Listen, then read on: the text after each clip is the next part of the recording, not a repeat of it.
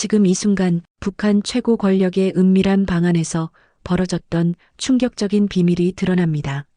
48시간마다 호출표, 웃지 않으면 밥조차 끊겼던 기쁨조. 그 지옥을 견디다 못해 단 한 여자가 목숨 걸고 탈출했습니다. 하지만 자유를 얻은 그날, 그녀의 가족은 아오지 탄광으로 끌려갔습니다. 한국에 와서는 또 다른 배신, 과거를 빌미로 한 폭력 남편의 협박까지. 그녀는 2번 무너졌고 3번째 인생에서야 비로소 평범한 행복을 찾았습니다. 왜 그녀의 이야기는 끝까지 들어야 하는가? 지금부터 반전의 반전을 확인해 보시죠. 저는 지혜로울지 은의 은을 쓰는 지은이에요. 오늘도 아버님, 어머님들에게 지혜롭고 따뜻한 이야기로 돌아왔어요. 꼭 구독과 좋아요 한 번씩 눌러주세요. 제가 더욱 따뜻하게 이야기 전해드릴 수 있으니까요. 그럼 바로 시작할게요. 안녕하세요. 저는 김미선입니다. 오늘 제가 전해드릴 이야기는 아마도 여러분께 큰 충격을 드릴 겁니다. 하지만 꼭 들어주셨으면 해요. 왜냐하면 이것이 제가 겪은 진짜 현실이었고, 지금도 그곳 어딘가에서는 이런 일들이 벌어지고 있을지 모르거든요. 2000년대 초반이었죠. 저는 20살이었습니다. 기쁨조라는 곳에 선발되었어요. 그때만 해도 그곳이 지옥인지 몰랐습니다. 오히려 영광이라고 생각했어요. 첫날 아침 6시에 기상 나팔이 울렸습니다. 차갑고 메마른 바람이 얼굴을 때렸어요. 제 심장은 두근거렸습니다. 무엇을 해야 할지 전혀 몰랐거든요. 그런데 그때 한 여자가 제게 다가와서 조그맣게 속삭였어요. 3가지 규칙만 기억해. 질문하지 마. 거절하지 마. 절대 눈물 흘리지 마. 산무 규칙이었습니다. 첫 번째 규칙, 질문하지 마라. 왜 이런 일을 해야 하는지, 언제까지 여기 있어야 하는지, 가족은 언제 만날 수 있는지, 그 어떤 질문도 해서는 안 되었어요. 질문하는 순간 반역자 취급을 받았습니다. 2번째 규칙, 거절하지 마라. 어떤 요구든, 어떤 명령이든, 어떤 일이든 거부할 권리는 없었어요. 싫다는 말조차 입 밖에 낼 수 없었습니다. 거절은 곧 배신이었거든요. 3번째 규칙, 절대 눈물 흘리지 마라. 슬퍼도 아파도 무서워도 울면 안 되었어요. 눈물은 약함의 상징이라고 했습니다. 혁명을 방해하는 부정적 감정이라며 혼냈어요. 하지만 가장 끔찍했던 건 따로 있었습니다. 바로 웃음 점수표였어요. 매일 아침 벽에 걸린 하얀 종이에 저희 이름이 적혀 있었습니다. 그 옆에는 점수가 매겨져 있었어요. 아주 세세하게 말이에요. 웃음의 밝기 7점, 목소리 톤 6점, 눈의 생기 4점, 전체적인 기쁨 표현 5점. 총점이 20점 미만이면 그날은 밥을 못 먹었습니다. 15점 미만이면 이틀을 굶어야 했어요. 10점 미만이면 별도의 교육을 받았습니다. 그 교육이라는 게 뭔지 아세요? 혼자 작은 방에 갇혀서 거울을 보며 웃는 연습을 하는 거였어요. 1시간 동안 쉬지 않고 웃어야 했습니다. 입꼬리가 내려가거나 눈에서 생기가 사라지면 처음부터 다시 시작이었어요. 저는 거기서 3년을 살았습니다. 3년 동안 제가 누구인지 잊었어요. 제 감정이 뭔지도 모르게 되었습니다. 웃는 기계가 되어버렸거든요. 아침에 일어나면 자동으로 입꼬리가 올라갔어요. 화가 나도 웃었습니다. 슬퍼도 웃었어요. 아파도 웃었습니다. 진짜 웃음과 가짜 웃음의 경계가 사라져버렸어요. 제가 언제 진심으로 웃었는지 기억도 나지 않았습니다. 어느 날 밤이었어요. 잠을 이루지 못하고 뒤척이다가 화장실에 갔습니다. 거기서 거울을 봤어요. 그런데 깜짝 놀랐습니다. 잠든 사이에도 제 입꼬리 올라가 있더라고요. 심지어 꿈에서도 웃고 있었던 거예요. 그때 깨달았습니다. 이건 삶이 아니라고요. 이건 죽음보다 끔찍한 거라고요. 인간이 인간답게 살 권리를 빼앗긴 채로 그저 웃는 인형처럼 살고 있다는 걸 알았어요. 그날 밤 결심했습니다. 여기서 나가야겠다고요. 죽더라도 인간답게 죽겠다고요. 다음 날부터 계획을 세웠어요. 어떻게 하면 이곳을 벗어날 수 있을까 고민했습니다. 위험했지만 살 길을 찾아야 했거든요. 매일 점수표를 받을 때마다 마음속으로 다짐했어요. 조금만 더 참자. 기회가 올 거야. 내가 여기서 죽으면 안 돼. 살아서 나가야 해. 그렇게 또 6개월을 견뎠습니다. 6개월 동안 저는 두 개의 얼굴로 살았어요. 겉으로는 완벽한 웃음을 지었습니다. 하지만 속으로는 탈출 계획을 세웠어요. 언젠가는 이곳을 벗어날 거라는 희망만이 저를 지탱해 주었습니다. 점수표에 매달려 사는 삶이 얼마나 비참한지 아세요? 사람의 가치를 숫자로 매기는 곳에서 얼마나 무력해지는지 아세요? 하지만 저는 포기하지 않았어요. 포기하는 순간 정말 죽는 거라고 생각했거든요. 그래서 웃었습니다. 점수를 받기 위해서가 아니라 살기 위해서 웃었어요. 그 웃음 속에 제 의지를 숨겼습니다. 그렇게 3년 6개월이 흘렀을 때였어요. 어느 겨울밤이었습니다. 영하 20도가 넘는 추위였죠. 바람이 창문을 때리는 소리가 귀를 찢었어요. 그런데 그날 밤 기회가 왔습니다. 경비원이 술에 취해 잠들어 버린 거예요. 평소라면 절대 일어날 수 없는 일이었습니다. 하지만 그날은 김정일 생일이라고 해서 술을 많이 마셨나 봐요. 저는 가슴이 쿵쾅거렸습니다. 이게 마지막 기회일지도 모른다고 생각했어요. 손이 떨렸지만 용기를 냈습니다. 새벽 2시였어요. 모든 사람들이 깊이 잠든 시간이었습니다. 제가 몰래 일어나서 문 쪽으로 다가갔어요. 경비원은 의자에 기대어 코를 골고 있었습니다. 술 냄새가 코를 찔렀어요. 저는 숨을 죽이고 그 옆을 지나쳤습니다. 문을 열었을 때의 그 느낌을 지금도 기억해요. 차가운 바람이 얼굴을 때렸지만 자유로웠습니다. 3년 반 만에 처음 맞는 자유의 공기였어요. 하지만 기뻐할 시간은 없었습니다. 빨리 도망쳐야 했거든요. 눈밭을 뛰기 시작했어요. 발이 얼어서 감각이 없었지만 계속 뛰었습니다. 뒤에서 누군가 쫓아올까봐 무서웠어요. 1시간을 뛰었을까요? 숨이 턱까지 차올랐습니다. 하지만 멈출 수 없었어요. 그때 저 멀리 불빛이 보였습니다. 작은 마을이었어요. 거기서 하룻밤 숨을 수 있을 거라고 생각했습니다. 마을 어귀에 있는 빈 집을 찾았어요. 문이 잠겨 있지 않았습니다. 들어가서 구석에 웅크리고 앉았어요.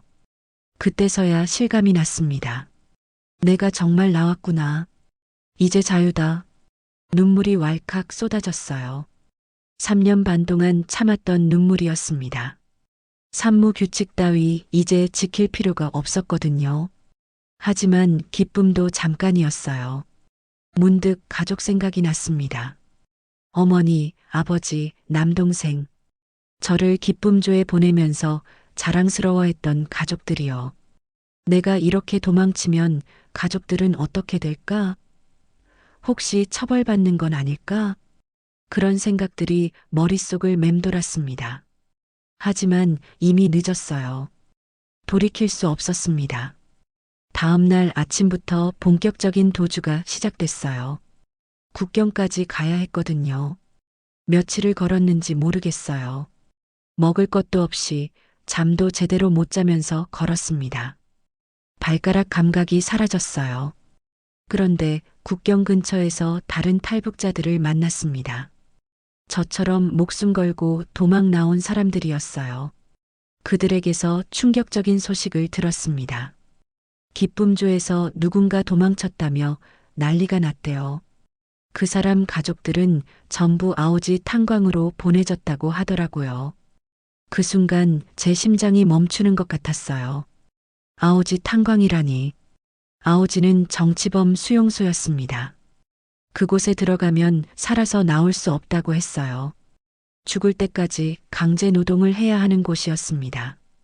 제가 살기 위해 도망쳤는데 가족들이 지옥으로 간 거예요. 그때부터 죄책감이 저를 짓눌렀습니다. 내가 잘못했구나. 내가 욕심을 부렸구나. 하지만 이미 강을 건너고 있었어요. 중국으로 넘어가는 중이었습니다. 돌아갈 수도 없었어요. 강을 건널 때 물이 얼마나 차가웠는지 몰라요. 온몸이 얼어붙을 것 같았습니다. 하지만 살려는 의지만으로 헤엄쳤어요. 중국 땅을 밟았을 때의 그 기분, 자유를 얻었다는 기쁨과 가족을 버렸다는 죄책감이 동시에 밀려왔습니다. 울고 싶었지만 울 수도 없었어요. 아직 안전하지 않았거든요. 그때부터 한국으로 가는 긴 여행이 시작됐습니다. 중국에서 몽골로, 몽골에서 태국으로 1년 넘게 숨어 지냈어요. 중국에서는 브로커들에게 속아 공장에서 일해야 했습니다. 하루 16시간씩 일했어요. 임금도 제대로 못 받았습니다. 그곳에서도 계속 꿈을 꿨어요. 가족들이 탄광에서 괴로워하는 꿈을요. 어머니가 저를 원망하는 꿈을요. 미선아, 내가 우리를 버렸구나. 내가 우리를 죽였구나. 그런 꿈을 꿀 때마다 식은땀을 흘리며 깨어났습니다. 가슴이 미어졌어요. 몽골 사막을 건널 때는 정말 죽는 줄 알았어요. 차가 고장나서 사흘 동안 걸어야 했거든요. 물도 떨어지고 음식도 없었습니다. 태국에서는 난민 수용소에 갇혔어요. 석 달 동안 철창 안에서 살았습니다. 언제 한국에 갈 수 있는지도 모르는 채로요. 하지만 살아야 했어요. 이미 흘린 희생을 헛되이 할 수는 없었거든요. 한국에 도착했을 때가 2006년 봄이었습니다. 공항에 내렸을 때 햇살이 따뜻했어요. 자유의 땅에 온 걸 실감했습니다. 그런데 기쁨보다는 무거운 마음이 더 컸어요. 제가 자유를 얻은 대가로 가족들이 고통받고 있다는 생각 때문이었습니다. 내가 여기서 행복해도 될까?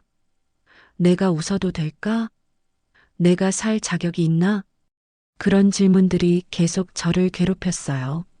하지만 한 가지는 확실했습니다. 다시는 누구에게 웃음을 강요받지 않겠다는 것. 다시는 점수로 평가받지 않겠다는 것. 다시는 인형처럼 살지 않겠다는 것. 그것만이 제가 이곳까지 온 이유였거든요. 가족들에 대한 죄책감은 여전했지만 이제 새로운 삶을 시작해야 했습니다. 그것이 살아남은 자의 의무라고 생각했어요. 한국에 온 첫날 밤이었어요.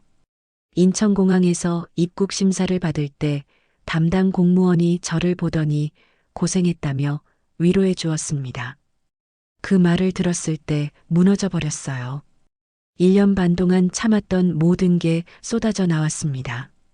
공항 바닥에 주저앉아 펑펑 울었어요. 하나원이라는 곳에서 첫 밤을 보냈습니다. 깨끗한 하얀 침대와 포근한 이불이 있었어요. 하지만 잠이 오지 않았습니다. 너무 조용했거든요. 중국 공장에서는 항상 기계가 돌아가는 소리가 귓가에 맴돌았는데 여기는 고요했어요. 몽골 사막에서는 바람이 모래를 때리는 소리라도 있었는데 말이에요. 이 정막이 오히려 더 무서웠습니다. 천장을 바라보며 생각했어요. 정말 자유인가? 혹시 꿈은 아닐까? 내일 아침에 깨어나면 또 중국 공장 기숙사에 있는 건 아닐까? 그런 불안감이 가슴을 짓눌렀어요. 다음 날 아침 7시였습니다. 담당자 김 선생님이 찾아와서 앞으로 3개월 동안 적응 교육을 받게 된다고 설명해 주었어요. 자유롭게 외출할 수 있고 하고 싶은 공부를 할 수 있고 누구든 만나고 싶은 사람을 만날 수 있다는 말이 신기했습니다. 하지만 한편으로는 두려웠어요. 내가 정말 할 수 있을까? 또 속는 건 아닐까? 중국에서 브로커들에게 속아 공장에 팔려간 기억이 생생했거든요. 첫 번째 심리 상담이 있었어요. 이 선생님이라는 분이었습니다. 상담실에 들어갔을 때 저는 등을 꼿꼿이 세우고 앉았어요. 습관이었거든요. 기쁨조에서는 물론이고 중국 공장에서도 항상 바른 자세를 유지해야 했으니까요. 선생님이 편하게 앉으라고 하셨지만 그대로 있었어요. 편한 자세가 뭔지 몰랐거든요. 지금까지 정말 힘들었다는 말을 들자마자 눈물이 왈칵 쏟아졌어요. 1년 반 동안 아무도 제게 힘들다고 말해준 적이 없었거든요. 중국에서 몽골에서 태국에서 정말 죽는 줄 알았다고 울면서 말했어요. 선생님의 따뜻한 목소리에 더 울었습니다. 그때 여기 온 소감을 물으시더라고요. 제가 뭐라고 대답했는지 아세요? 감사하다며 열심히 하겠다고 했어요. 자동으로 나온 말이었어요. 3년 반 동안 기쁨조에서 그리고 중국에서도 늘 했던 대답이었거든요. 그런데 선생님이 씁쓸하게 웃으시면서 솔직한 마음을 말해달라고 하셨어요. 솔직한 마음이라니 그게 뭔지 모르겠더라고요. 모르겠다고 했더니 뭘 모르겠냐고 물으시더라고요. 제가 뭘 느끼는지, 뭘 원하는지, 뭘 해야 하는지 아무것도 모르겠다고 대답했어요. 그제야 진짜 대답이 나왔었죠. 그때 선생님이 충격적인 말씀을 하셨어요. 저는 피해자이고 잘못한 게 아무것도 없다고요. 피해자라니. 기쁨조에서는 제가 영광스러운 임무를 수행하는 사람이라고 했거든요. 중국 브로커들은 제가 불법 체류자라고 했고요. 그런데 여기서는 피해자라고 하니까 혼란스러웠습니다. 처음으로 누군가가 저를 사람이라고 불러주는 것 같았어요. 점수로 평가받는 대상도 아니고 이용당하는 도구도 아닌 그냥 한 명의 사람으로 말이에요. 그날부터 매일 상담을 받았습니다. 처음에는 뭘 말해야 할지 몰랐어요. 오늘 기분이 어떠냐는 질문도 어려웠거든요. 기분이라는 게 뭔지 구별하지 못했으니까요. 항상 잘 모르겠다고 대답했어요. 그래서 몸의 감각부터 찾아가기 시작했습니다. 배가 고픈지, 목이 마른지, 졸린지, 그런 기본적인 것부터요. 일주일이 지났을 때 처음으로 제 감정을 표현할 수 있었습니다. 오늘은 조금 무섭다고 말했어요. 혼자 있을 때가 무서워서 너무 조용해서 무섭다고요. 그럼 사람들과 함께 있을 때는 어떠냐고 물으시더라고요. 그것도 무서워서 제가 실수할까봐 무섭다고 했어요. 모든 게 무서웠어요. 하지만 무섭다고 말할 수 있다는 것 자체가 큰 진전이었습니다. 2주차가 되었을 때 큰 변화가 있었어요. 시장에 나가보자고 하시더라고요. 처음 본 한국 시장. 사람들이 자유롭게 웃고 떠들고 있었어요. 아무도 점수를 매기지 않았습니다. 과일 가게에서 아주머니가 사과 하나를 건네주시더라고요. 하나 맛봐보라면서요. 공짜로 주시는 거였어요. 조건도 없이 점수도 매기지 않고 그냥 주시는 거였습니다. 그 사과를 먹을 때의 맛을 잊을 수 없어요. 달콤했거든요. 정말 오랜만에 느끼는 단맛이었어요. 입안에 퍼지는 달콤함이 마치 자유의 맛 같았습니다. 그때 깨달았습니다. 아, 이게 자유구나. 아무도 나를 감시하지 않는구나. 내가 정말 원하는 걸 할 수 있구나. 하지만 동시에 죄책감도 밀려왔어요. 내가 이렇게 단 걸 먹어도 될까? 가족들은 지금 아오지에서 뭘 먹고 있을까? 혹시 굶고 있는 건 아닐까? 기쁨과 슬픔이 동시에 왔습니다. 자유의 달콤함과 가족에 대한 죄책감이 뒤섞여서 복잡한 감정이 가슴속을 휘저었어요. 그날 밤 처음으로 일기를 써봤어요. 연필을 들고 하얀 종이를 바라보는데 뭘 써야 할지 모르겠더라고요. 그냥 솔직하게 써보기로 했습니다. 오늘 사과를 먹었다. 달았다. 하지만 가족 생각이 났다. 미안하다. 짧은 문장이었지만 제 진짜 마음이었어요. 처음으로 제 감정을 글로 표현한 순간이었습니다. 3개월 교육이 끝날 무렵이었습니다. 사회에 나가 살 준비를 해야 했어요. 집도 구해야 하고 일자리도 찾아야 했습니다. 모든 게 처음이었어요. 앞으로 혼자 살 수 있겠냐는 질문을 받았을 때 솔직히 자신이 없었습니다. 하지만 해야 했어요. 해보겠다고 답했습니다. 그때 제가 가장 무서워한 건 외로움이었어요. 혼자서 모든 걸 결정해야 한다는 게 두려웠거든요. 중국에서는 브로커가, 공장에서는 관리인이 모든 걸 정해줬었는데 이제는 제가 직접 선택해야 했으니까요. 하지만 한편으로는 기대도 됐어요. 진짜 제 삶을 살 수 있다는 게요. 아무도 제게 웃으라고 강요하지 않는 세상. 제가 슬프면 슬퍼해도 되고 화나면 화내도 되는 세상. 그런 세상에서 살 수 있다는 게 신기했습니다. 물론 가족에 대한 죄책감은 여전했어요. 매일 밤 꿈속에서 어머니를 만났거든요. 왜 우리를 버렸냐고 원망하시는 어머니를요. 하지만 이제 그 죄책감과 함께 살아가는 법을 배워야겠다고 생각했습니다. 새로운 삶이 시작되는 거였으니까요. 하나원을 나온 지 6개월이 지났을 때였어요. 작은 원룸에서 혼자 살기 시작했습니다. 처음에는 모든 게 어려웠어요. 전기요금이 뭔지, 가스비가 뭔지, 관리비가 뭔지 하나씩 배워가며 살았죠. 매달 고지서가 나올 때마다 계산기를 두드려가며 돈을 아꼈습니다. 공장에서 일했어요. 포장 작업이었죠. 하루 8시간씩 상자를 접고 물건을 넣는 일이었습니다. 단순한 작업이었지만 제게는 소중했어요. 제 의지로 선택한 첫 번째 일이었거든요. 손끝이 거칠어지고 어깨가 결리는 날들이 계속됐습니다. 하지만 월급날만큼은 기뻤어요. 제 이름으로 된 통장에 들어온 돈이었습니다. 누구에게 빼앗기지도 않고 착취당하지도 않는 정당한 대가였죠. 그렇게 1년이 흘렀습니다. 어느 가을 저녁이었어요. 퇴근길에 지하철역 근처에서 한 남자가 저에게 말을 걸었습니다. 김태호라고 자신을 소개했어요. 35살이라고 했습니다. 키가 크고 인상이 온화한 사람이었죠. 처음에는 경계했어요.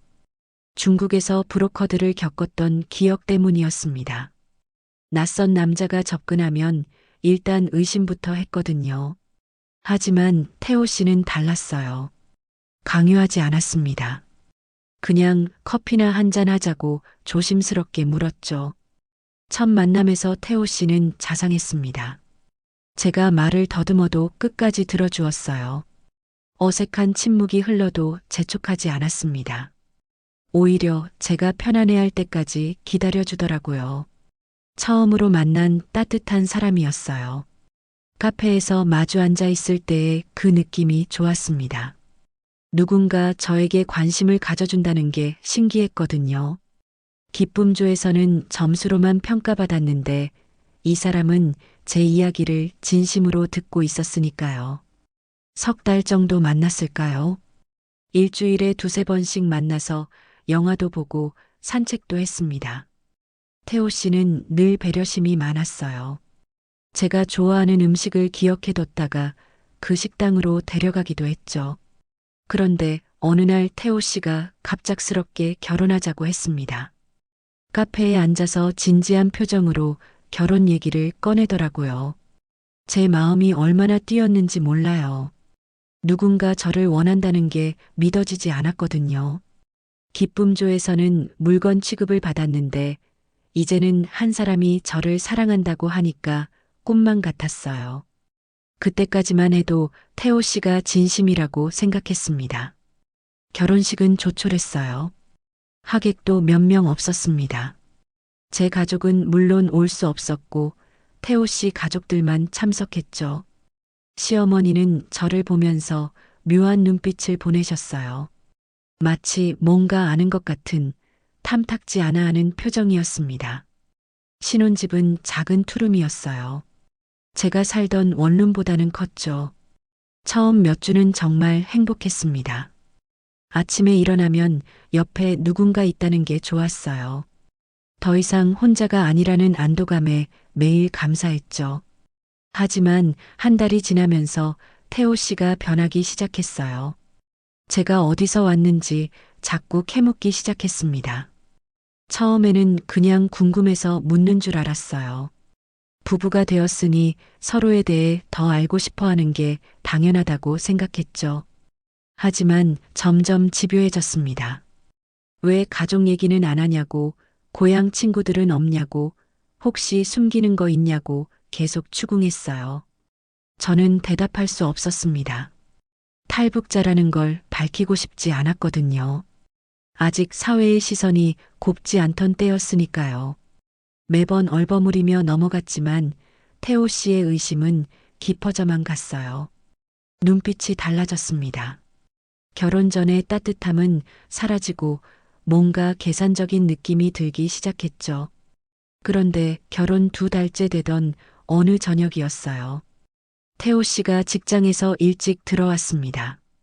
제가 부엌에서 설거지를 하고 있었는데 뒤에서 갑자기 차가운 목소리로 말했어요. 북한에서 왔구나. 그 순간 손에 들고 있던 접시를 떨어뜨렸어요. 쨍그랑하는 소리와 함께 바닥에 산산조각이 났습니다. 제 심장도 그 접시처럼 깨어지는 것 같았어요. 온몸이 얼어붙었죠. 어떻게 알았냐고 떨리는 목소리로 물었더니 태호 씨가 비웃으며 대답했습니다. 처음부터 다 알고 있었다고요. 탈북자 여자와 결혼하면 정부에서 지원금을 준다는 걸 알고 일부러 접근했다고 했어요. 그때의 충격을 어떻게 설명해야 할까요? 마치 하늘이 무너지는 것 같았어요. 그동안 저를 사랑한다고 했던 모든 말들이 거짓이었던 거죠. 석 달간의 달콤했던 만남들, 따뜻한 배려들, 모든 게 연기였던 겁니다. 더 충격적인 건 그 다음이었어요. 태호 씨의 목소리가 완전히 차갑게 변해 있었습니다. 앞으로는 자신의 말에 무조건 순종하라고 했어요. 제가 어떤 사람인지 다 알고 있으니까 함부로 나가지도 말고 밖에 나가서 입 함부로 놀리지도 말라고 했습니다. 혹시 말을 안 들으면 제 과거를 동네 사람들한테 다 말해버리겠다고 위협했어요. 협박이었습니다. 제가 북한에서 왔다는 걸 빌미로 저를 완전히 통제하려는 거였죠. 그날 밤부터 지옥이 시작됐습니다. 매일 밤 술에 취해서 들어와서는 저를 정신적으로 짓밟았어요. 때리지는 않았지만 말로 상처를 주었습니다. 제가 북한에서 뭘 했길래 혼자 도망쳐 나왔냐고, 가족들은 다 죽었을 거라고, 저 때문이라고 매번 가장 아픈 부분을 찔렀어요. 특히 가족 이야기가 나올 때마다 가슴이 찢어졌습니다. 맞는 말이었거든요. 제가 도망쳐서 가족들이 아우지로 갔을 거라는 죄책감에 항상 시달리고 있었으니까요. 태호 씨는 그 약점을 정확히 알고 괴롭혔어요. 낮에는 일을 나갔지만 집에 돌아오는 게 두려웠어요. 현관문 앞에 서면 심장이 쿵쾅거렸습니다. 오늘은 또 무슨 말로 저를 괴롭힐까 하는 생각에 열쇠를 꺼내는 것조차 무서웠어요. 직장에서도 집중이 안 됐습니다. 동료들이 괜찮냐고 물어봐도 괜찮다고 거짓말했어요. 말할 수 없었거든요. 누구에게도 제 처지를 털어놓을 용기가 없었습니다. 점점 말수가 줄어들었어요. 웃지도 않게 되었습니다. 기쁨조에서 강제로 웃었던 때와는 달랐어요. 그때는 억지로라도 웃을 수 있었는데 이번에는 정말 웃을 이유가 없었거든요. 태호 씨는 저를 완전히 통제하려 했어요. 친구를 만나는 것도 막았습니다. 혼자 외출하는 것도 허락하지 않았어요. 직장 동료들과 회식하는 것조차 금지시켰죠. 제가 밖에 돌아다니면서 뭘 할지 모르겠다며 의심의 눈초리를 보냈어요. 그런 말을 들을 때마다 가슴이 찢어졌습니다. 저는 아무 잘못도 하지 않았는데 제가 북한에서 왔다는 이유만으로 이런 취급을 받아야 했거든요. 밤에는 잠이 오지 않았어요. 옆에서 코를 골며 자는 태호 씨를 보면서 생각했습니다. 이게 결혼인가? 이게 사랑인가? 기쁨조에서는 몸이 자유롭지 못했지만 여기서는 마음이 자유롭지 못했어요. 어떤 게 더 괴로운 건지 모르겠더라고요. 적어도 기쁨조에서는 언젠가 나갈 수 있다는 희망이라도 있었는데 결혼이라는 이름의 이 감옥에서는 출구가 보이지 않았으니까요. 1년이 흘렀지만 상황은 나아지지 않았어요. 오히려 더 심해졌습니다. 태호 씨는 아예 제가 일하는 것도 그만두라고 했어요. 집에나 있으라고, 밖에 나가봤자 쓸데없는 생각만 하게 된다고 했죠. 하지만 저는 일을 그만둘 수 없었어요. 일이라도 하지 않으면 정말 미쳐버릴 것 같았거든요. 그나마 직장에 있을 때만은 태호 씨의 통제에서 벗어날 수 있었으니까요. 그런데 어느 날 태호 씨가 정말 무서운 협박을 했어요. 제 과거를 세상에 퍼뜨리겠다고, 제가 북한에서 뭘 했는지 모든 사람이 알게 해주겠다고 했습니다. 그 순간 온몸에 소름이 돋았어요. 만약 제가 기쁨조 출신이라는 게 알려지면 어떻게 될까? 사람들이 저를 어떤 눈으로 볼까? 직장에서 쫓겨나는 건 아닐까? 그때 깨달았습니다. 이대로는 안 된다는 걸요. 이렇게 살면 정말 죽는다는 걸 알았어요. 자유를 찾아 목숨 걸고 북한에서 나왔는데 또 다른 감옥에 갇힐 수는 없었습니다. 그날 밤 잠들지 못하고 생각했어요. 태호 씨의 협박이 머릿속에서 맴돌았습니다. 제 과거를 세상에 퍼뜨리겠다는 말이 계속 귓가에 울렸어요. 하지만 동시에 다른 생각도 들었습니다. 이대로 살다가는 정말 죽겠다는 절망감이었죠. 새벽 5시쯤 되었을까요? 태호 씨는 소파에서 술에 취해 골아떨어져 있었어요. 저는 조용히 일어나서 화장실로 갔습니다. 거울 속 제 모습을 봤죠. 야위어진 얼굴, 생기 없는 눈동자, 움푹 들어간 볼. 1년 만에 완전히 다른 사람이 되어 있었어요. 기쁨조에서 나왔을 때보다도 더 절망적인 모습이었습니다. 그때 결심했어요. 더 이상은 안 되겠다고. 다음 날 아침 태호 씨가 출근하고 나서 바로 행동에 옮겼습니다. 예전에 하나원에서 받았던 상담사 이 선생님의 명함을 찾아냈어요. 떨리는 손으로 전화를 걸었습니다. 선생님은 제 목소리를 듣자마자 알아보셨어요. 그리고 지금 당장 상담소로 오라고 하시더라고요. 목소리에서 걱정이 느껴졌습니다. 상담소에 도착했을 때 이 선생님이 저를 보시더니 깜짝 놀라셨어요. 제가 얼마나 변해 있었는지 아시는 거였죠. 무슨 일이냐고 물으시기도 전에 저는 울기 시작했습니다. 모든 걸 털어놨어요. 태호 씨와의 결혼, 속임수, 협박, 통제, 모든 것을 다 말했습니다. 말하면서 더 울었어요. 그동안 누구에게도 말하지 못했던 고통들이 한꺼번에 쏟아져 나왔거든요. 이 선생님은 끝까지 들어주셨어요.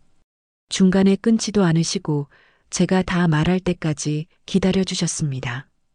그리고 마지막에 단호하게 말씀하셨어요. 미선 씨, 이건 가정폭력이에요. 당장 신고해야 합니다. 가정폭력이라는 말을 들었을 때 놀랐어요. 저는 맞지 않았거든요. 하지만 선생님 말씀으로는 정신적 폭력도 가정폭력에 해당한다고 하시더라고요. 협박과 통제, 인격 모독 모두가 범죄라고 했습니다. 그날 바로 경찰서에 갔어요. 이 선생님이 동행해 주셨습니다. 처음에는 무서웠어요. 혹시 경찰이 저를 믿어줄까 싶었거든요. 하지만 담당 형사님이 친절하게 이야기를 들어주셨어요. 진술서를 작성하면서 그동안의 일들을 하나하나 적었습니다. 태호 씨의 협박, 외출 금지, 정신적 괴롭힘 등등.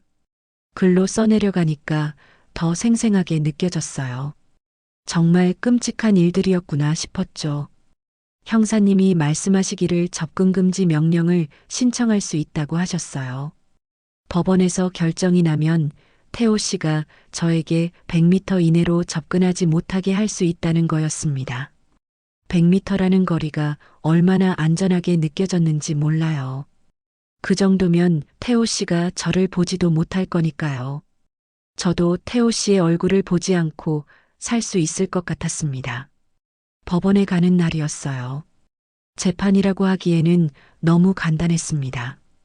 판사님 앞에서 제 상황을 설명했어요. 증거로 태호 씨가 보낸 협박 문자들도 제출했죠. 판사님이 서류들을 보시더니 고개를 끄덕이셨어요. 그리고 접근금지 명령을 내려주셨습니다. 6개월 동안 태호 씨는 저에게 100m 이내로 접근할 수 없고 전화나 문자도 할 수 없게 되었어요. 법원을 나올 때의 그 기분을 잊을 수 없어요. 마치 무거운 짐을 내려놓은 것 같았습니다. 1년 만에 처음으로 자유롭다는 느낌이 들었어요. 하지만 아직 끝이 아니었습니다. 집으로 돌아가야 했거든요. 태호 씨가 있을지 없을지 몰랐지만 제 물건들은 가져와야 했으니까요. 경찰관 두 분이 동행해 주셨어요. 혹시 모를 상황에 대비해서요. 문을 열고 들어갔을 때 다행히 태호 씨는 없었습니다. 빠르게 제 옷가지와 중요한 물건들만 챙겼어요. 그 집에서 마지막으로 돌아본 순간이 기억납니다. 한때는 행복할 줄 알았던 신혼집이었는데 이제는 감옥 같기만 했어요. 문을 닫으면서 다시는 여기 오지 않겠다고 다짐했습니다. 이 선생님이 임시 숙소를 구해주셨어요. 작은 고시원이었지만 저에게는 궁전 같았습니다. 아무도 저를 통제하지 않는 공간이었거든요. 그날 밤 혼자 앉아서 울었어요. 하지만 슬픈 눈물이 아니었습니다. 해방된 기쁨의 눈물이었어요. 1년 만에 처음으로 마음 놓고 온 것 같았어요. 며칠 후 태호 씨에게서 연락이 왔어요. 전화는 못하니까 지인을 통해서 메시지를 보낸 거였죠. 다시 돌아오라고, 잘못했다고, 용서해달라고 했습니다. 하지만 저는 흔들리지 않았어요. 그런 말들을 몇 번이나 들었거든요. 태호 씨는 평상시에는 사과하다가도 술만 마시면 다시 괴롭혔으니까요. 접근금지 명령서를 받아들고 있으면 안전하다는 걸 알았어요. 경찰에서도 혹시 태호 씨가 나타나면 바로 신고하라고 했습니다. 법이 저를 보호해주고 있다는 사실이 든든했어요. 새 직장을 구했습니다. 이번에는 사무직이었어요. 컴퓨터 작업을 배워서 문서 정리하는 일이었죠. 월급은 공장보다 조금 나았습니다. 무엇보다 좋았던 건 자유였어요. 점심시간에 동료들과 밥을 먹을 수 있었고, 퇴근 후에 혼자 산책도 할 수 있었습니다. 아무도 제게 어디 가냐고 묻지 않았어요. 고시원에서 혼자 보내는 저녁 시간들이 소중했습니다. 작은 텔레비전으로 드라마도 보고 편의점에서 산 도시락도 먹었어요. 누가 보기에는 초라할지 모르지만 저에게는 진짜 자유였습니다. 밤에 잠들 때도 평안했어요. 누가 술에 취해서 들어와 괴롭힐까봐 걱정할 필요가 없었거든요. 조용한 잠자리에서 깊이 잠들 수 있다는 게 얼마나 큰 행복인지 그때 알았어요. 접근금지 명령이 내려진 지 3개월이 지났습니다. 그동안 태호 씨는 한 번도 나타나지 않았어요. 법의 힘이 정말 대단하다고 생각했습니다. 어느 날 저녁이었어요. 퇴근길에 편의점에 들렀다가 나오는데 멀리서 익숙한 뒷모습을 봤습니다. 태호 씨 같았어요. 순간 가슴이 쿵 내려앉았죠. 하지만 자세히 보니 다른 사람이었어요. 그때 깨달았습니다. 제가 아직도 무서워하고 있다는 걸요. 법이 보호해준다고 해도 마음속 두려움은 쉽게 사라지지 않더라고요. 그래도 예전보다는 훨씬 나았어요.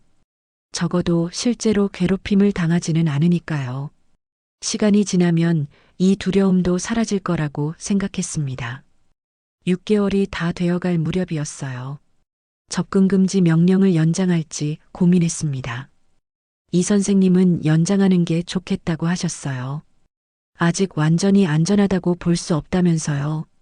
그런데 그 즈음 제 마음에 변화가 생겼어요. 태호 씨에 대한 분노보다는 불쌍함이 들기 시작했습니다. 그 사람도 뭔가 부족한 사람이었구나 싶었어요. 물론 용서하겠다는 건 아니었어요. 다만 더 이상 미워하지도 않겠다는 생각이 들었습니다. 미워하는 것조차 제 에너지를 빼앗는 일이라고 깨달았거든요. 접근금지 명령은 연장했습니다. 하지만 마음은 한결 가벼워졌어요. 이제 정말 새로운 시작을 할 수 있을 것 같았습니다. 그때만 해도 몰랐어요. 진짜 사랑이 어떤 건지, 진짜 가정이 어떤 건지. 하지만 적어도 한 가지는 확실히 알았습니다. 제 몸의 문을 제가 잠글 수 있다는 것. 아무도 제 허락 없이는 제 삶에 들어올 수 없다는 것. 그것만으로도 충분히 소중한 자유였어요. 접근금지 명령을 연장하고 나서 1년이 더 흘렸어요. 새로운 일상이 자리 잡았습니다. 아침에 일어나서 출근하고 저녁에는 고시원으로 돌아와서 혼자만의 시간을 보냈죠. 평범하고 조용한 삶이었지만 저에게는 소중했어요. 그런데 어느 날 직장에서 새로운 동료가 들어왔습니다. 박민수라는 사람이었어요. 38살이라고 했습니다. 키는 보통이고 안경을 쓴 평범한 외모였죠. 처음 몇 주 동안은 인사만 나눴어요. 저는 남자들과 깊이 대화하는 걸 피했거든요. 태호 씨 때문에 생긴 트라우마였습니다. 하지만 민수 씨는 달랐어요. 강요하지 않았습니다. 제가 거리를 두려고 해도 서운해하지 않았어요. 그냥 필요할 때만 업무 관련 이야기를 했죠. 오히려 그런 모습이 신기했습니다. 어느 금요일 저녁이었어요. 직장 동료들이 회식을 한다고 했습니다. 예전 같으면 핑계를 대고 빠졌을 텐데 그날은 따라가고 싶었어요. 민수 씨도 함께 가기로 했거든요.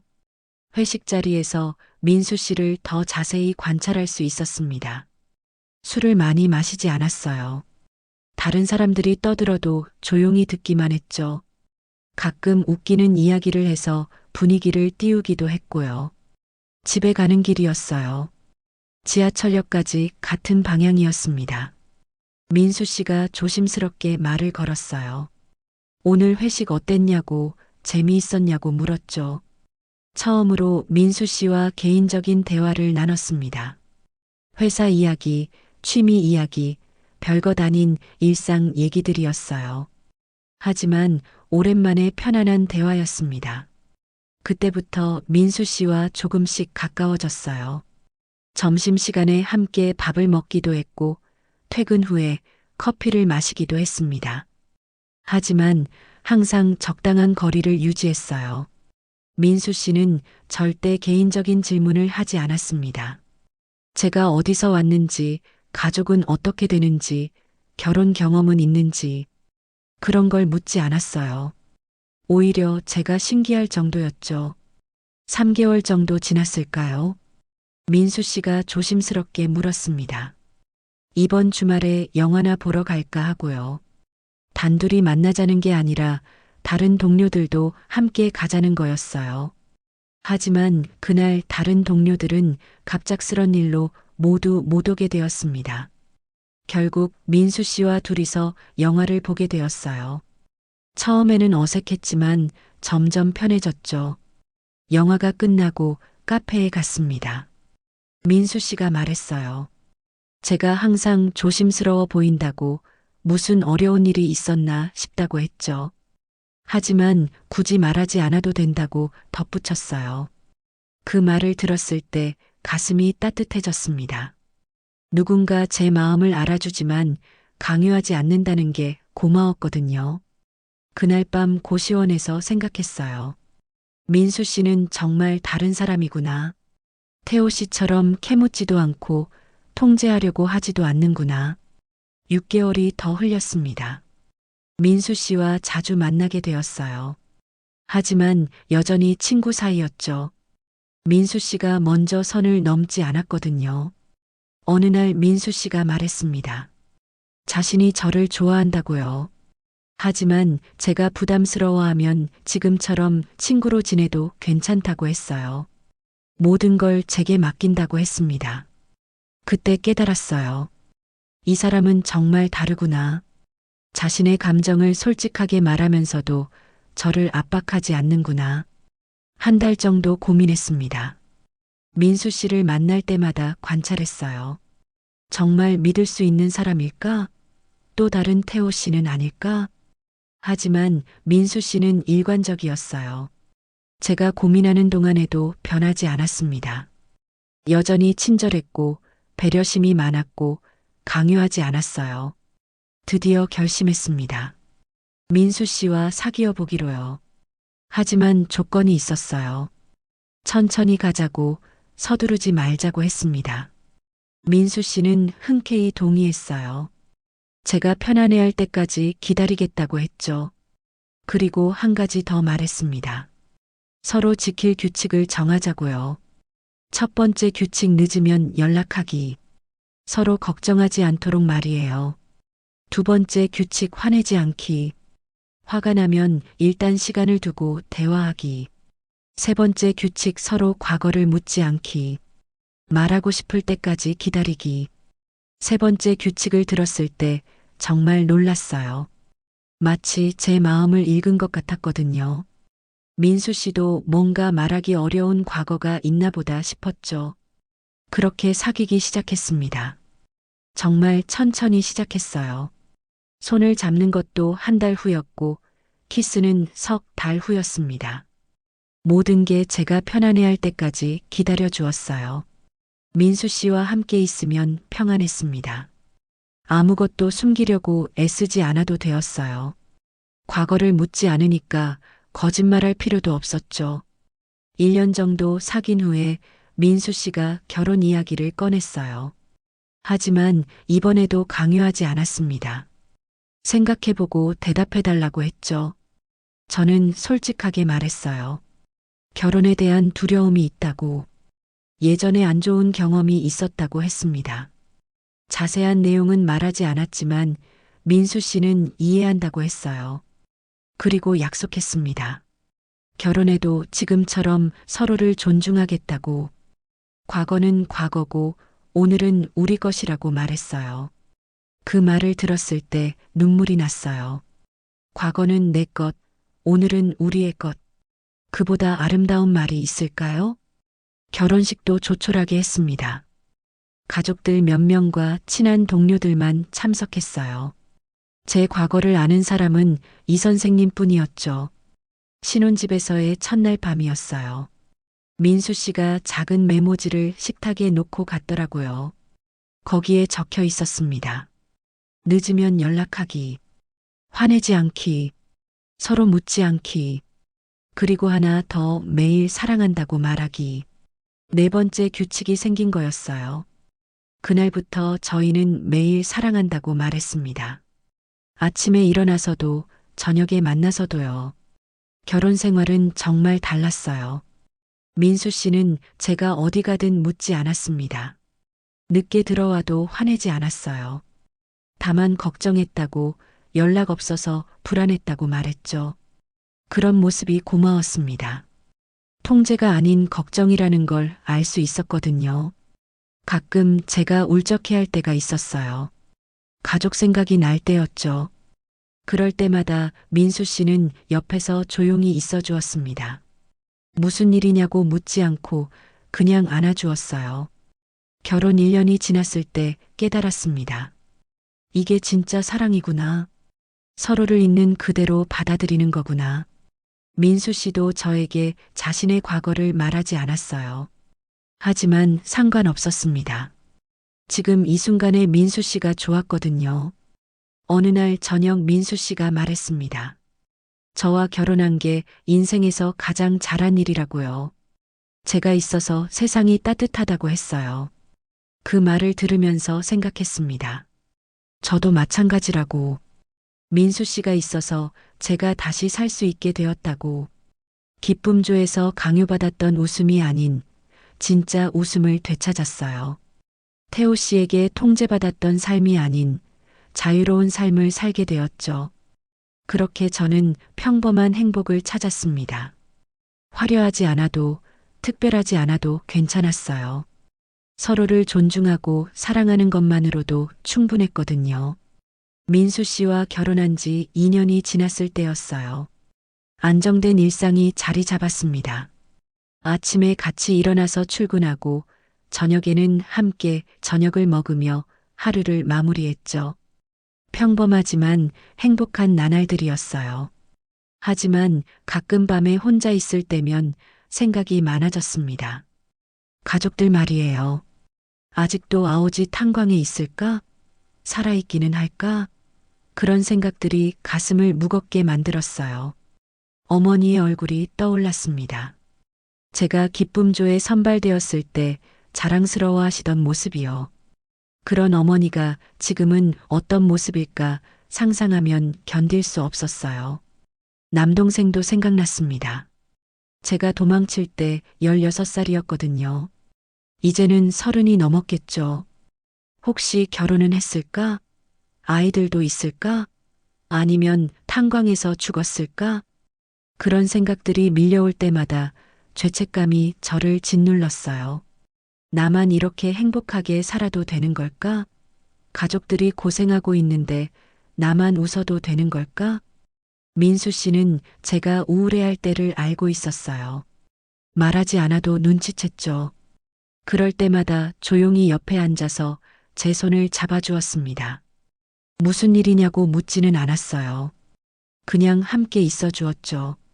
때로는 따뜻한 차를 끓여다 주기도 했고, 때로는 제가 좋아하는 음악을 틀어주기도 했어요. 그런 민수 씨의 배려가 고마웠습니다. 덕분에 조금씩 마음이 안정되었어요.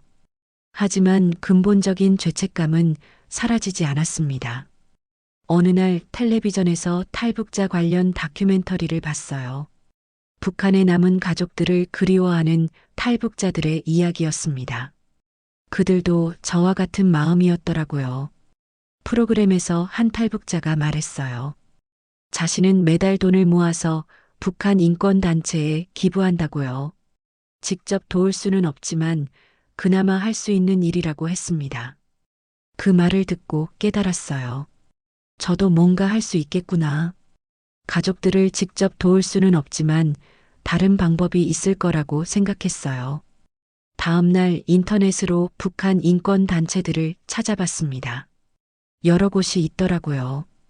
탈북자들을 돕는 곳도 있고 북한 주민들에게 식량을 보내는 곳도 있었어요. 그 중에서 제 마음에 드는 곳을 골랐습니다. 북한 어린이들에게 영양제를 보내는 단체였어요. 아이들이라는 말에 마음이 움직였거든요. 처음에는 5만 원을 기부했어요. 제 월급에서는 작지 않은 돈이었지만 마음이 뿌듯했습니다. 누군가에게 도움이 된다는 생각에 기뻤어요. 민수 씨에게 말했습니다. 북한 어린이들을 돕는 단체에 기부를 시작했다고요. 민수 씨는 좋은 일이라며 응원해 주었어요. 왜 그런 일을 하게 되었는지는 묻지 않았죠. 그 다음 달에도 기부했습니다. 그 다음 달에도요. 점점 습관이 되어 갔어요.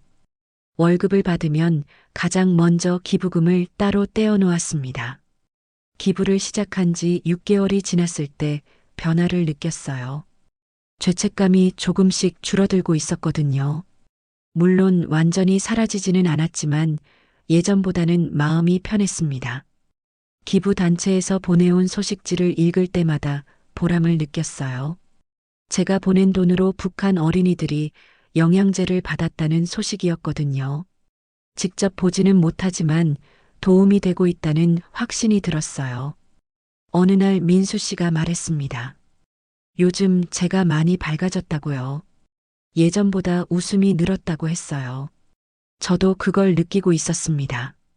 기부 금액을 늘렸어요. 5만 원에서 10만 원으로요. 민수 씨도 함께 하겠다고 했습니다. 자신도 기부하고 싶다고 했어요. 그렇게 저희 부부는 매달 20만 원씩 기부하기 시작했습니다. 큰 돈은 아니었지만 꾸준히 계속했어요. 1년, 2년, 3년이 흘렸죠. 기부를 시작한 지 3년이 되었을 때 단체에서 감사 편지를 보내왔어요. 꾸준한 후원에 대한 고마움을 표시하는 내용이었습니다. 그 편지를 읽으면서 울었어요. 저는 아직도 미안했지만 오늘 누군가는 덜 아프길 바란다는 마음으로 기부를 계속했습니다. 제가 직접 가족들을 구할 수는 없었지만 다른 누군가의 가족은 도울 수 있었거든요. 어느 날 꿈을 꿨어요.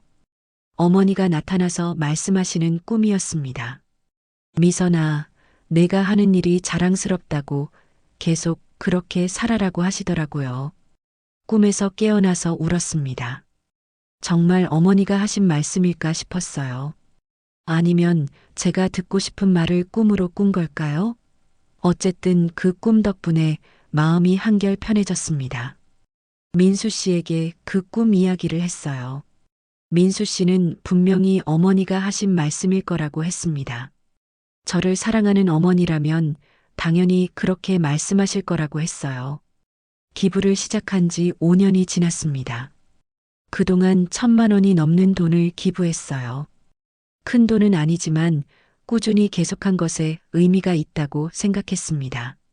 단체에서 보내온 사진을 볼 때마다 뿌듯했어요.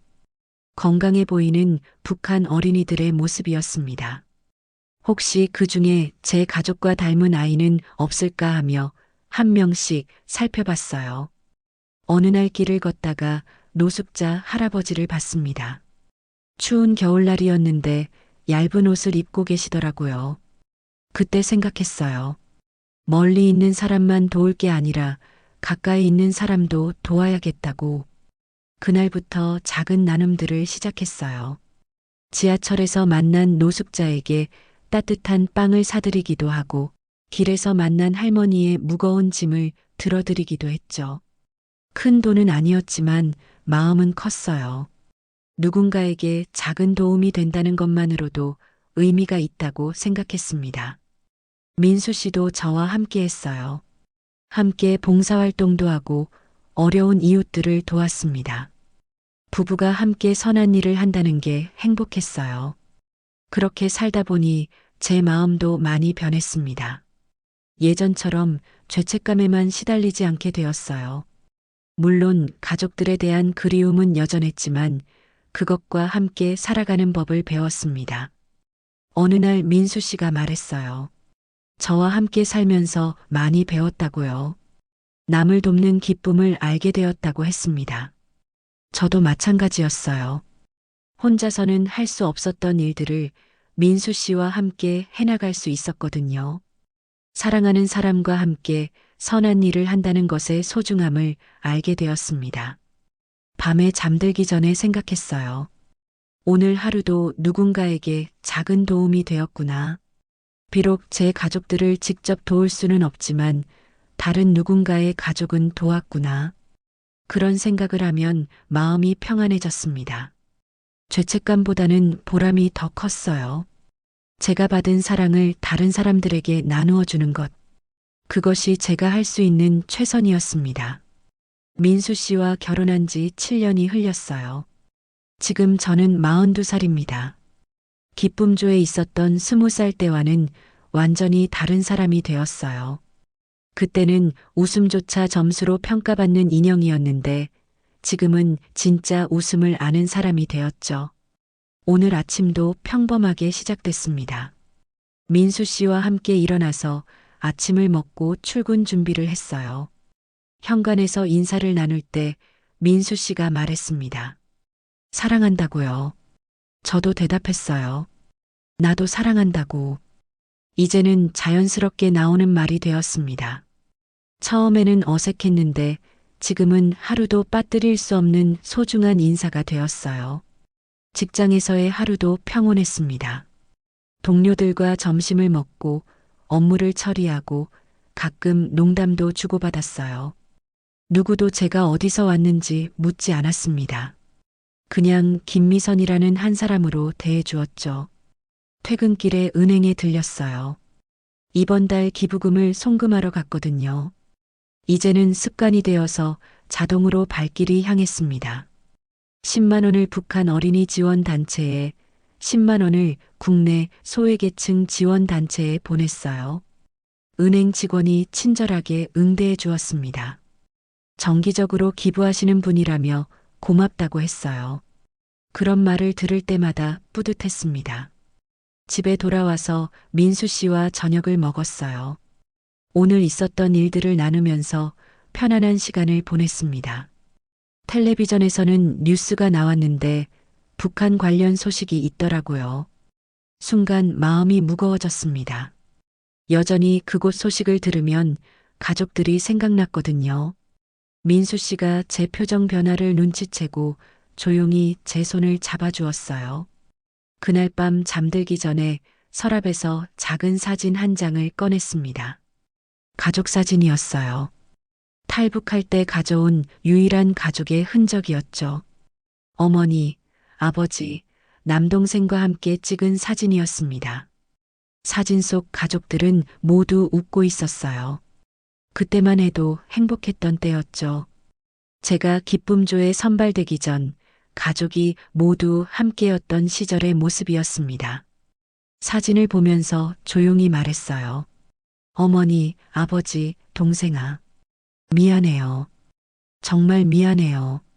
22년이 지났지만 여전히 미안했습니다. 제가 혼자 도망쳐 나와서 가족들을 고생시킨 것에 대해서요. 아마 평생 이 죄책감은 안고 살아갈 거예요. 하지만 이제는 그 죄책감과 함께 살아가는 법을 알았습니다.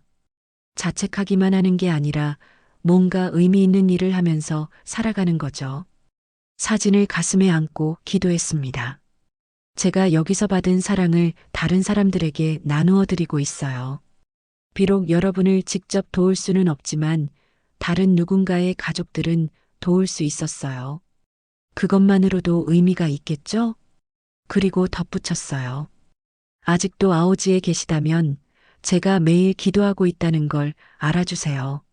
여러분이 조금이라도 덜 고통스러우셨으면 좋겠어요. 민수 씨는 이미 잠들어 있었습니다. 제 옆에서 평온하게 잠든 남편을 보면서 감사했어요. 이 사람이 있어서 제가 다시 살 수 있게 되었거든요. 문득 기쁨조에서의 마지막 밤이 생각났습니다. 그때 거울을 보며 다짐했던 말들이요. 인간답게 살겠다고, 죽더라도 인간답게 죽겠다고 했던 그 다짐이요. 지금 생각해보니 그 다짐을 지켰네요. 인간답게 살고 있었으니까요. 누군가를 사랑하고 누군가에게 사랑받고 어려운 사람들을 도우며 살고 있었거든요. 물론 완벽한 삶은 아니에요. 여전히 가족에 대한 그리움과 죄책감이 있고 가끔씩 우울해지는 날도 있어요. 하지만 그런 것들도 제 삶의 일부라고 받아들였습니다. 다음 날 아침이 되었어요. 민수 씨와 함께 일어나서 또 다른 평범한 하루를 시작했습니다. 아침을 먹고 출근 준비를 하면서 생각했어요. 오늘도 누군가에게 작은 도움이 되는 하루가 되었으면 좋겠다고. 직장에서 동료들에게 따뜻한 말 한마디라도 건네고 싶다고. 그리고 오늘 밤에도 가족들을 위해 기도하겠다고요. 현관에서 민수 씨와 인사를 나누었습니다. 사랑한다는 말과 함께요. 이제 이런 일상이 얼마나 소중한지 알아요. 당연한 게 아니라 기적 같은 일이라는 걸 깨달았거든요. 길을 걸으면서 하늘을 봤습니다. 파란 하늘에 하얀 구름이 떠 있었어요. 자유롭게 흘러가는 구름을 보면서 생각했습니다. 저도 이제는 자유로워졌구나. 몸도 마음도 자유로워졌구나. 누구의 통제도 받지 않고 점수로 평가받지도 않고 협박당하지도 않는 진짜 자유를 얻었구나. 물론 가족들과 함께하지 못하는 아쉬움은 있어요. 하지만 그들이 저를 사랑했다면 분명 지금의 제 모습을 좋아하실 거라고 생각해요. 누군가를 사랑하고 어려운 사람들을 도우며 살고 있는 모습을요. 지하철을 타면서 주변 사람들을 봤습니다. 모두 각자의 삶을 살아가는 평범한 사람들이었어요. 그 중에 저도 하나였죠. 특별할 것 없는 평범한 사람 말이에요. 하지만 그 평범함이 얼마나 소중한지 알고 있어요. 기쁨조에서 인형처럼 살았던 저에게는 이 평범한 일상이 가장 큰 선물이었거든요. 직장에 도착해서 동료들과 인사를 나누었습니다. 오늘도 좋은 하루 되시라고 서로 웃으면서 말이에요. 진심에서 우러나오는 웃음이었어요. 점심시간에 동료가 물었습니다. 저는 항상 밝은 것 같다고 힘든 일은 없냐고요. 저는 대답했어요. 물론 힘든 일도 있지만 그래도 감사한 마음으로 살려고 한다고요. 그 말이 거짓은 아니었어요. 정말로 감사했거든요. 이런 평범한 일상을 살 수 있다는 것에 대해서요. 퇴근 후 집으로 가는 길에 꽃집에 들렸어요. 작은 꽃다발 하나를 샀습니다. 민수 씨에게 주려고요. 특별한 이유는 없었어요. 그냥 고마운 마음을 표현하고 싶었거든요. 집에 들어가서 민수 씨에게 꽃을 건네주었습니다. 민수 씨가 웃으면서 물었어요. 무슨 특별한 날이냐고요. 저는 대답했어요. 매일이 특별한 날이에요. 당신과 함께 사는 모든 날이 특별해요. 그리고 조용히 덧붙였습니다. 나는 과거를 품고 당신은 나를 품었습니다. 민수 씨가 저를 안아주었어요. 따뜻한 품이었습니다. 이런 순간들이 쌓여서 제 삶이 되었구나 싶었어요. 그날 밤 잠들기 전에 마지막으로 가족 사진을 봤습니다. 그리고 말하지 못한 한 문장을 마음속으로 되뇌었어요. 아직도 아오지에 남은 가족을 위해 매일 기도합니다. 이 문장은 아무에게도 말하지 않았어요. 민수 씨에게도요. 하지만 제 마음 깊은 곳에 새겨져 있는 약속이었습니다. 평생 이 약속을 지키며 살아갈 거예요. 그것이 살아남은 자의 의무라고 생각하거든요. 그리고 오늘도 감사하며 잠들었습니다. 또 하루를 평범하게 하지만 의미 있게 살았다는 것에 대해서요. 지금까지 미선 씨의 이야기 잘 들으셨나요? 대한민국 어디선가 잘 살고 있을 미선 씨에게 응원의 한마디를 댓글로 꼭 남겨주세요. 분명히 미선 씨도 어디선가 이걸 보고 있을 거예요. 그리고 구독과 좋아요는 저에게 큰 힘이 됩니다. 더 많은 분들이 우리의 자랑스러운 이야기를 들을 수 있도록 여러분들의 소중한 한 클릭이 큰 도움이 됩니다. 존경하고 사랑합니다. 아버님, 어머님, 여러분들이 계시기에 오늘의 대한민국이 있습니다. 여러분들이 계시기에 우리가 이렇게 당당할 수 있습니다. 정말 고맙습니다. 사랑합니다.